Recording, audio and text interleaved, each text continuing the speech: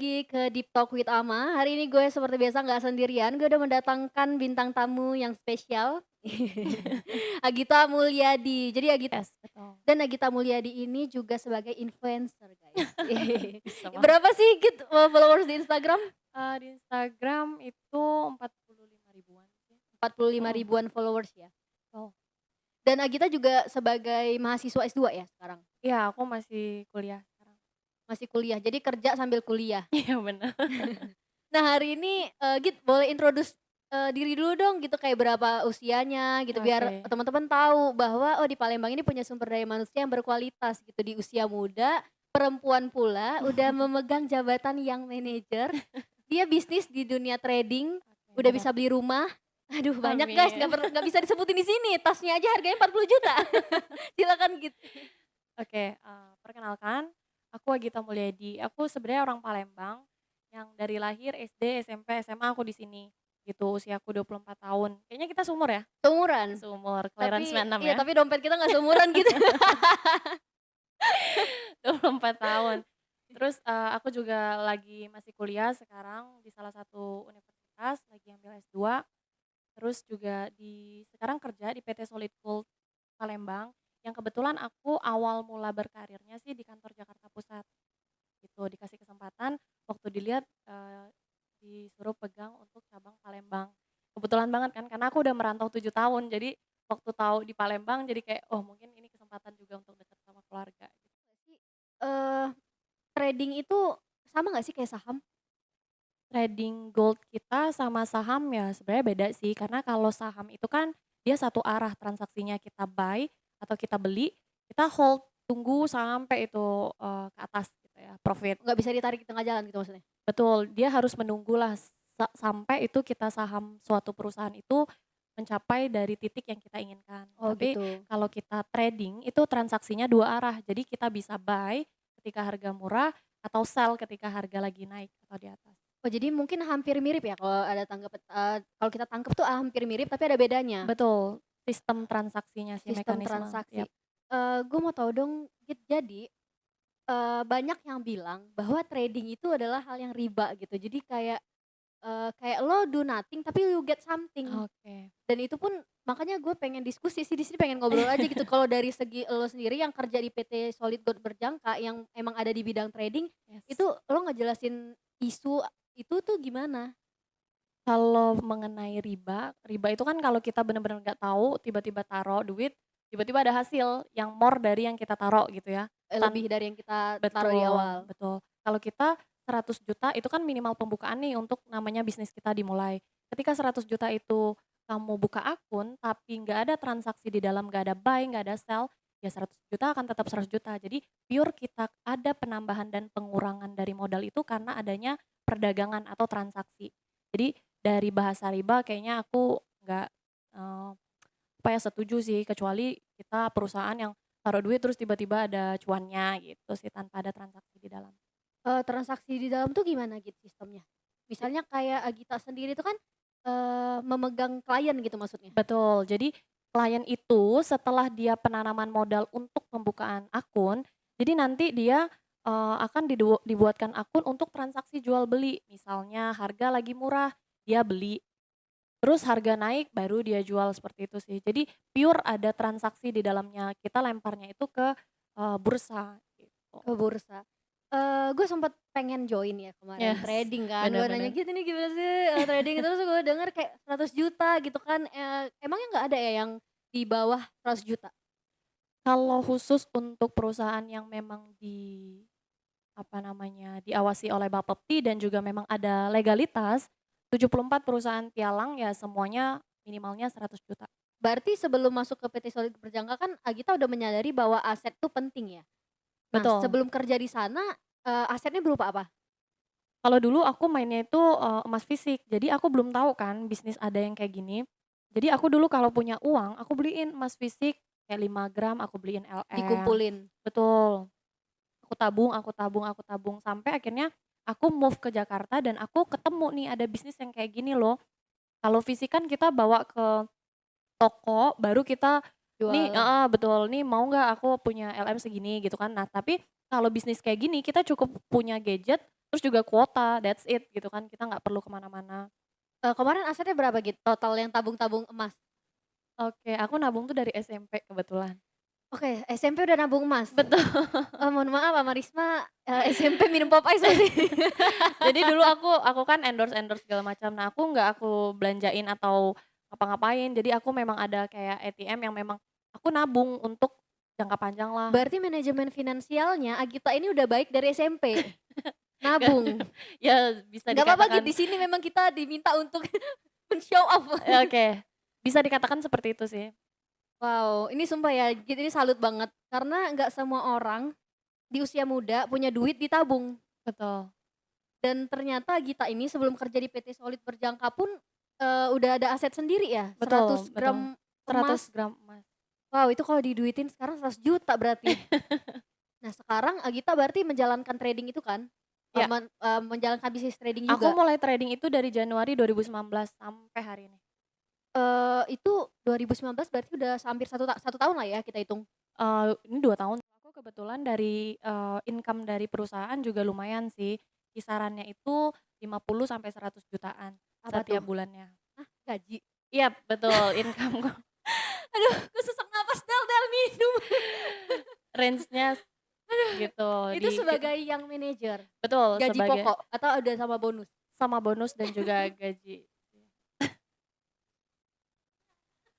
Ya, Terus ditabung ya? betul aku tabung dan juga memang aku kan memang suka aset ya. Jadi dulu sebelum aku akhirnya beli rumah, orang tuaku suggest aku untuk beli tanah. Jadi bisnis jangka panjangku tuh aku pengen punya perumahan gitu loh, jangka panjangnya. Jadi untuk saat ini aku masih nyicil-nyicil beli tanah gitu sih.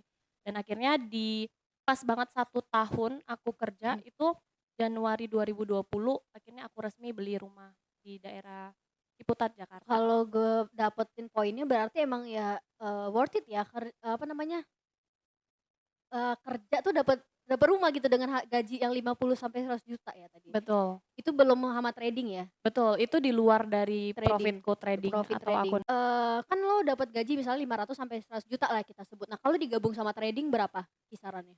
kisarannya ini buka ya, oke lah. Oke. Entar ya mungkin ini spot jantung nih, coba agak pelan-pelan dikit ngomongnya. Berapa? Oke, kisarannya ya seharga rumah yang aku belilah. Berapa tuh? 1 tahun ya, Heeh. 1 tahun 1,9 M. Apa tuh rumah yang dibeli? Yes. Ini Indomaret Tapi ini tapi harganya itu aku nggak 5.000. cash kok, aku nggak cash jadi, aku cicil. Dulu aku DP 500 juta rumah itu. Tapi lo, walaupun cicil pun ya dapat duit 500 juta tuh nggak gampang Git. Yes, 500.000 ribet. aja zaman corona kayak begini susah gitu ya kan. Kita Betul betul. di real life aja gitu. Nah terus kemudian gitu ya, kan lo bilang kan gaji 500 sampai 100 juta gitu, terus beli 50 sampai 50 100. sampai, 100 juta dan Oke, kemudian kalau digabung sama trading, bisa lebih juga kan? Berarti bisa bisa bisa. 200 sampai 300 juta ya per bulan? Enggak lah, Enggak ya? jangan-jangan. Takut gue dibegal abis ini. Ya iya jangan juga ya, amin aja ya, amin. Amin amin amin amin. Agak sesek. Oh berarti, memang segitulah ya Yes. undernya gitu. Kalau gitu ya, kalau gue pikir-pikir ya dan, gue pernah nih sharing sama temen, Mhm, yang mungkin dia juga agak paham mungkin ya, agak paham tentang oke. saham dan lain-lain. Terus cerita nih, gue pengen deh kayaknya ngedatengin ini deh." Terus kayak ada, orang ini kan bilang kayaknya, nggak segitu deh sampai gajinya di sana gitu. Oke. Apa mungkin ya orang yang bekerja di dunia trading atau saham itu sengaja disuruh sama, tempat kerjanya Mhm, untuk mem-branding dirinya bahwa dia tuh, eee memang harus hidup mewah gitu. Nah dengan oke. dia menampilkan bahwa dia hidup mewah, akan menarik nasabah untuk Invest gitu invest ya? ke dia Oke. atau menarik orang lain untuk bekerja di sana, Oke. gitu. Bener nggak sih itu, Git? Kalau aku ya balik lagi ke orangnya sih, kalau orangnya sederhana aja ya kayaknya fine-fine aja, karena kan kita juga kenapa bisa orang invest sama kita pasti knowledge sih, dari penampilan sama ilmu ya pasti ilmu yang dicari. Tapi mungkin penampilan support lah, gitu sih. Jadi, gimana tuh? Nggak mengharuskan misalnya dia kerja di perusahaan kayak gini harus glamor ya, kalau memang orangnya sederhana, low profile ya nggak masalah, Oh itu yang sih. penting komunikasinya aja gitu. Betul, Oke, usia berapa, Git? 24 tahun ya? 24 Ini tahun. sama-sama, ini ATM-nya tapi beda beneran, guys. Serius? Tapi dulu aku juga sama, maksudnya aku juga berada di lingkup yang, ya aku orang Palembang, lingkup kita kayak gimana sih yang habit-nya ya udah kayak cuma masih have fun dan lain-lain gitu kan. Cuma aku belajar banyak ketika aku memang merantau sih, Apa Jadi tuh gitu?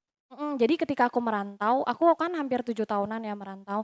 Nah dari 7 tahun itu aku banyak banget dapat pengalaman kayak, aku nggak bisa terus-terusan ngabisin waktuku day by day kayak mengikuti, "Udahlah hidupku masih panjang, karirku juga masih panjang." Sedangkan kamu bisa melakukannya tuh dari usia sekarang gitu sih. Nah, kalau kita kan taruhlah udah, pendapatannya udah tinggi ya, otomatis sudah Amin bisa amin. join ke trading. Kita ada tips nggak sih buat kayak gue kayak atau temen-temen yang pendapatannya tuh sebenarnya nggak nyampe 50 sampai 100 juta. Kalaupun kita sebut ya, Iya, misalnya pendapatannya per bulan 3 juta UMR lah gitu. oke Kita punya tips nggak gimana cara buat manage itu, buat tetap punya aset oke segitu gitu? oke.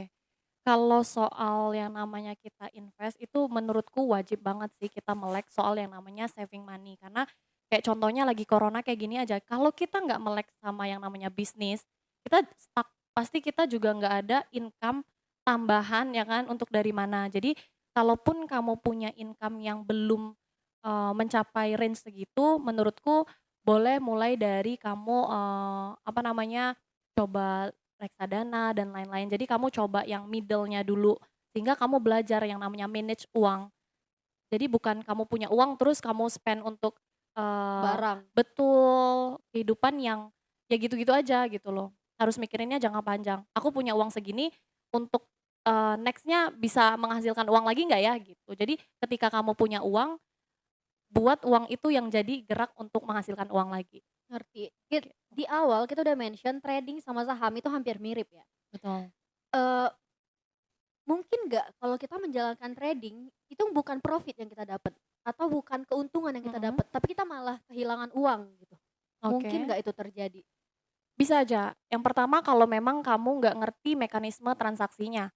Yang kedua kalau memang kamu, menjalankan transaksinya by emosional. Jadi kita yang namanya trading kan nggak bisa kita jadiin income yang bener-bener prioritas. Jadi pastikan namanya kamu trading itu adalah passive income-mu. Jadi kamu nggak menggebu yang bener-bener kamu harus kaya lewat trading gitu loh. Jadi ketika kamu emosional juga melakukan transaksi, ya bohong, orientasinya bukan malah profit, malah pasti akan ada terjadi resiko lah, Nah, dari gitu. klien yang Agita pegang sendiri ya, Oke. eee, Agita pernah nggak mengalami klien ini itu dia nggak profit? Kalau aku bahas profit nggak profit, pasti sih namanya bisnis ya, 50, 50, 50 sukses, 50 pasti ada terjadi resiko, gitu sih. Jadi balik lagi case-nya gimana nih orang ini. Apakah dia aku sebagai konsultan bisa nggak sih maintain dia juga punya emosional dalam transaksi, gitu sih. Oh berarti, sukses atau enggaknya seseorang menjalankan trading itu tergantung dari konsultannya juga? Bisa, salah satunya ya. Salah satu faktor ya? Betul. Apakah dia konsultan itu beneran bisa melakukan transaksi nggak sih? Dia sendiri juga sebagai pelaku pasar nggak sih? Terus juga dia menjalankan namanya manajemen resiko atau tidak, seperti itu. Oke paham. Klien yang dipegang juga pasti luar biasa ya gitu, maksudnya kayak emang, kita menemukan orang yang emang punya duit buat invest gitu di situ. Betul. Kebetulan case-nya lucu, aku kan termasuk manajer muda ya di kantor ini. Jadi kebetulan rata-rata klienku itu di bawah umur 30 tahun. Yang paling muda pun ada yang kelahiran 2000.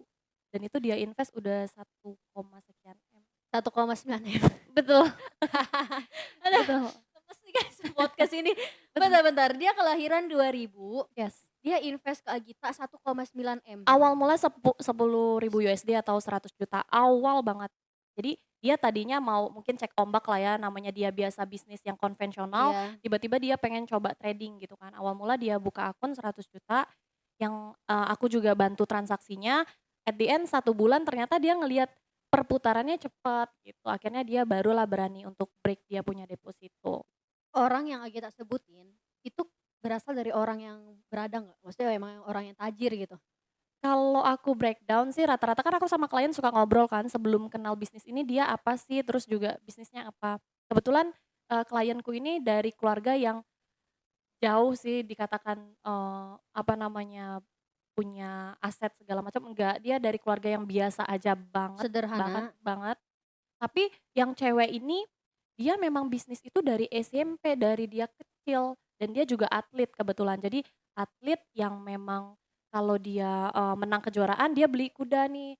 Dia invest satu terus gitu. betul, dia invest kuda sampai dia punya peternakan kuda di Bandung yang terkenal banget. Berarti 20 tahun sekarang ya? Betul, itu klien termuda. Oke, ini gue penasaran gimana ya orang bisa tajir segitunya gitu, itu gimana sih? Maksudnya kayak, berarti mereka mencoba bisnis dengan cara yang banyak dan menggunakan apa tadi Git, yang bukan konvensional ya? Betul, dia mencoba keluar dari kebiasaannya dia sih. Yang jelas namanya bisnis kayak kita ini, kita nggak cuma cukup uang, tapi kita juga butuh yang namanya mental. Karena sebenarnya di luar sana banyak banget yang pegang uang 100 juta. Cuma perihal yaitu tadi, mindset dia gimana sih gitu kan. Ketika melakukan bisnis kayak gini 100 juta orang kan lebih suka sama yang namanya aku kelihatan bendanya gitu loh, atau dia beli tanah atau dia beli emas ya kan gitu yang dia sendiri ngelihat. Cuma kalau kita kan bener-bener trading itu ya by gadget, kita tetangga kanan kiri nggak tahu kamu punya aset ratusan Oh, juta bahkan miliaran jadi gitu. poinnya itu adalah, perbedaan ini ya, apa sih, kayak keyakinan ya? Betul, kamu sanggup nggak orang lain tuh nggak tahu kamu punya aset. Padahal Tap banyak duit gitu. betul, sampai mungkin ketika dia trading, dia withdrawal atau tarik profit, mungkin tetangga kanan kiri taunya dia ngepet kali kan ya, karena Iya dia ya. nggak kelihatan kayak punya bisnis. Gitu dan sebenarnya kalau di ibu kota udah biasa banget yang namanya bisnis trading. Cuma untuk di Palembang itu sendiri ya pelan-pelan lah warga sini juga sedikit sudah mulai melek yang namanya bisnis trading Trading ya? gitu. Iya sih, beda ya. Mungkin kalau di luar sana ya orang pakai sendal jepit, pakai apa ya, kita nggak pernah tahu duitnya lebih Betul, banyak daripada kita gitu. betul. Kalau di Palembang kan harus pakai emas nih dari ujung sini gitu kan sampai leher, tinggi itu pakai kalung, Iya, itu kan baru kelihatan kaya gitu. betul. Nggak ada kata terlambat ya. Aku juga sebenarnya tahu bisnis ini waktu aku umur 22 tahun, yang sebenarnya di kantor aku tadinya di Jakarta kan. Di kantorku banyak banget umur 19, umur 20 yang lebih muda dari aku gitu kan. Sempet minder kayak, "Kok kenapa ya aku baru kenal bisnis ini umur 22 Mhm. tahun?" Cuma kalau kita tetap fokusnya ke hal yang begitu, ya kita nggak akan move. Lebih baik, oke aku tahu umurku udah segini, aku mau, kasih time frame berapa ya, berapa lama ya untuk aku pelan-pelan mulai yang namanya aku cari yang namanya masa depanku gitu sih. Nggak masalah sih, start-nya kapan, yang penting kamu mau mulai. Tanggapan Nagita terhadap ketidakpercayaan masyarakat ya, terhadap trading ini gimana gitu? Kalau aku sih lebih ke nggak usahlah trading, aku kerja aja itu pasti pro kontra kok. "Ih kerjaan kamu begini begini begitu," pasti pro kontra baik itu dari keluarga, teman, kerabat, yang kita berharapnya dia support kita gitu kan. Cuma kalau kita fokus ke mereka, kita juga nggak akan tahu nih kita mampu nggak sih untuk di posisi kayak sekarang. Jadi tutup mata, tutup telinga, ya udah jalan aja. Kamu yang paling tahu apa yang terbaik buat hidup kamu. Gitu sih. Dan by the way ya, ini agak, kita geser sedikit. Agita ini kan, hubungan internasional. Betul, Sebelumnya ya S1 ya, betul. di Lampung ya gitu ya? Iya benar, Tapi Agita masuk ke dunia bisnis, finance ya, bisa kita sebut finance. betul. Eee, ada alasannya nggak Git? Apakah itu, relate ya dengan jurusan sebelumnya atau enggak? Sebenarnya dari keluarga pun bilang sama sekali nggak sinkron ya, karena kalau kerennya pasti pengennya di kementerian atau di Mmm, Kemenlu, pariwisata dan mhm. lain-lain. Cuma memang aku tuh punya mental bisnisnya tuh parah, dari kecil tuh aku memang suka bisnis, aku suka jualan yang aku menghasilkan gitu loh, memang dari dulu banget dan aku, eee, karena ada nalurinya mungkin ya, makanya aku pengen perdalam, gitu sih. Karena aku ngerasa ini passion-ku gitu. Tadi kan, kita sempat mention bahwa yang keren tuh ya kementerian, itu kan adalah, bisa kita sebut perspektif ya dari Betul. orang-orang konvensional atau orang-orang tradisional atau orang-orang zaman dulu gitu. Orang tua Agita sendiri awalnya punya pemikiran seperti itu nggak? Awalnya begitu, orang tua lebih support-nya aku kayak, "Coba lo CPNS," atau lain-lain yang keren lah menurut versi orang-orang tua ya. Mhm mhm. Cuma ya itu sih, prinsipku yang menjalankan aku, walaupun orang tua melihatnya itu baik buruk, tapi yang menjalankan next-nya adalah aku. Kalau aku pakai hati, pasti ada hasil. Tapi Jadi sekarang akhirnya udah setuju nggak? sebenarnya akhirnya jadi orang tua misalnya ditelepon, "Itu Agita sekarang di mana?" "Eh, iya udah jadi manajer di PT Solid Gold." Jadi Yang bangga tadinya kontra banget. dan akhirnya karena orang tua udah ngelihat, oh ya udah Betul, ternyata pilihan yang dia pilih ini baik betul, dan dia enjoy menjalaninya akhirnya support. betul. Nah ini poin ya guys, mungkin bisa jadi poin Yes, juga kayak, benar.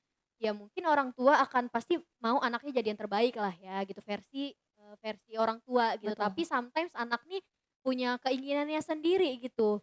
Nah, Iya. kalau yang aku dapat dari Agita ini dia bukan menolak ya, dia membuktikan dulu bahwa pilihan aku ini itu akan menghasilkan sesuatu Betul. untuk mengubah, pemikiran orang lain ya gitu ya? Betul. Nggak dengan cara yang menjelaskan berarti? Yes. Aku tipenya paling berontak banget, aku paling bandel banget, sampai orang tuaku pun sempat ada statement, "Aduh gimana nih anak paling bontot ya kan, tapi paling bandel juga nggak pernah nurut." Cuma ya dari statement itulah yang bagi aku tuh orang paling punya prinsip. Jadi aku punya, pilihan sendiri atas apa yang aku pengen pilih dan ketika milih aku akan all out, aku harus, tunjukkan kenapa aku milih ini, gitu sih. Keren keren. Istilahnya tuh menabrak tembok ya? Iya bener, keluar dari zona sih, Keluar dari zona zona nyaman, nyaman. betul. Terus ya untuk menjalankan trading ya, selain harus punya mental, harus punya sarana apalagi sih? Misalnya kayak handphone, kuota internet, atau waktu 24 jam cek HP gitu. Gimana untuk case-nya kayak aku misal, Oke. aku kan kuliah misalnya dari Senin sampai Jumat itu bener-bener kuliah, ngerjain tugas yang sama sekali tuh nggak bisa pegang HP gitu. Betul. Tapi aku mau trading gitu, gimana tuh? Kalau aku sih kalau udah kayak gitu case-nya solusinya ya trading-nya nggak usah 24 jam. Jadi kita trading-nya di open market aja jam 6 pagi, kamu kegiatan, kamu pasang posisi aja di pagi, paling sejam 2 jam dari itu udah kelar posisimu. Jadi kamu juga ada passive income, kamu juga nggak mengganggu kegiatan sehari-hari gitu Maksudnya sih. itu gimana gitu? Jadi kan Stay kita posisi gitu? waktu transaksi itu kan open marketnya jam 6 pagi nih. Wait wait, tunggu. Misalnya kayak aku mau daftar trading ya, aku daftar Oke. nih ke Gita. Aku udah daftar, udah ngasih duit 100 juta. Itu langkah pertamanya apa habis itu? Dia akan melakukan namanya registrasi online. Jadi kita butuh data-datanya kamu kayak KTP, NPWP, terus juga, rekening penarikan untuk profit dan lain-lain. Jadi setelah kamu registrasi online nanti kamu dibuatin akun. Nah akun itulah untuk transaksinya. Jadi setelah akun terbentuk, kamu nanti download aplikasi dan lain-lain, dari situ. Nanti, akan dikasih tahu tuh mekanisme transaksinya gimana sih jam 6 pagi istilahnya open market tuh kayak buka toko berapa sih harganya. Nah tutup marketnya itu di jam 4.30, hampir 24 jam market kita buka. Nah sepanjang market itu buka kamu bisa melakukan transaksi kapan pun, di mana pun, gitu sih. Jadi bisa milih waktunya juga. Betul. Semakin sering kita punya waktu untuk, masuk ke pasar itu, semakin banyak nggak duit yang didapat? Betul, peluangnya semakin gede karena kamu aktif kan masuk pasarnya. Tapi kalau kamu maunya passive income dan kamu saving, jadi, di open market aja kamu pasang posisi, terus ya udah kamu tinggal sejam 2 jam, ya udah pasti udah akan selesai itu posisinya. Jadi nggak ngabisin waktu yang kamu harus melek sampai malam ya kan, nggak tidur, nggak perlu sih. Nggak perlu.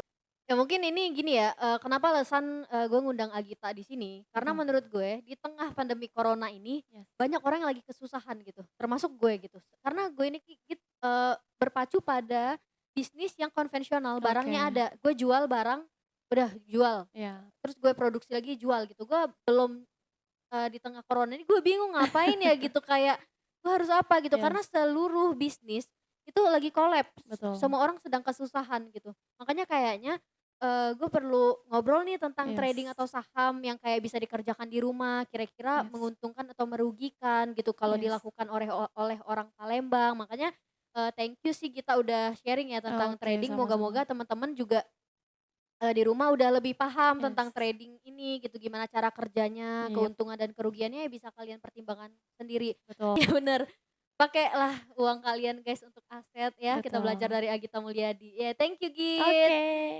Part satu, oh iya by the way ini ada part 2-nya guys. Part 2-nya lebih seru karena kita akan Wah, aku nih membahas yang bingung nih gimana nih. kalau part satu kita sudah membahas yang serius-serius, part 2 kita Yes, akan membahas yang lebih fun aja sih. oke. Sis Bagi Ama iya. fun-nya. Bener juga sih. Kayak sisi lain dari seorang Agita Oke, Mulyadi yang kerjaannya dari Senin sampai Minggu produktif ya, kita akan menggali sisi lainnya. oke. Oke. Thank you.